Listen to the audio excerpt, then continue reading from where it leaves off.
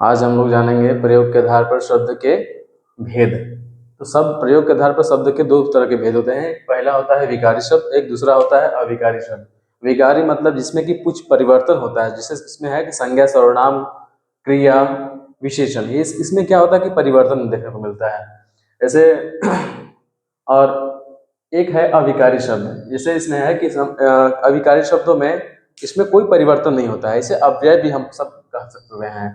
और अविकारी शब्दों में संबंध बोधक आएगा, क्रिया विशेषण आएगा, समुच्चय बोधक आएगा, विस्मयादि बोधक आ सकता है हमें, और निपात देखने को मिलता है।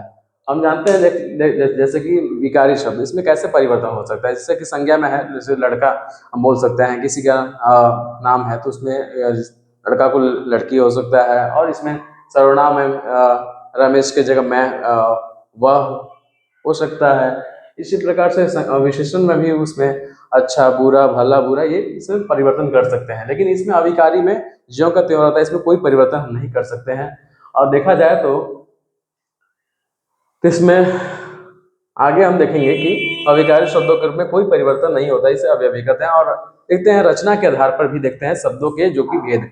रचना के आधार पर शब्द के तीन भेद होते हैं। पहला भेद होता है रूढ़ शब्द। रूढ़ शब्द वैसे शब्द होते हैं जो प्राचीन रूप से बहुत पुरातन समय से जो कि चले आ रहे हैं शब्द हैं, और उनको तोड़ने पर कोई उसका विशेष कोई अर्थ नहीं निकलता है। जैसे पेड़ हो जाएगा, सूर्य हो जाएगा, जल हो जाएगा, पशु हो जाएगा, इत्यादि है। यौगिक शब्द में देखते हैं तो यौगिक शब्द दो या दो से अधिक शब्दों या शब्दांशों को जोड़कर जो एक नए शब्द बनते हैं उसे एक यौगिक शब्द कहते हैं। जैसे कि विद्या जोड़ आलय, विद्यालय हो जाएगा, प्रधान जोड़ मंत्री, प्रधानमंत्री हो जाएंगे।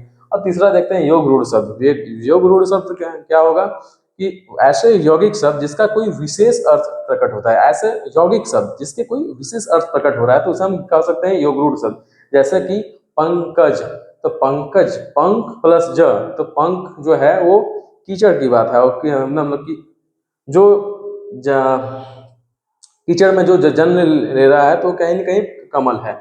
और हम कह सकते हैं कि नीलकंठ, नीला है जिसका कंठ, अर्थात भगवान शिव। तो यहाँ पर कोई विशेष अर्थ प्रकट हो रहा है, इन यौगिक शब्दों का कोई विशेष अर्थ प्रकट हो रहा है, इसलिए हम इसे यौगरूढ़ शब्द कहते हैं। ठीक है।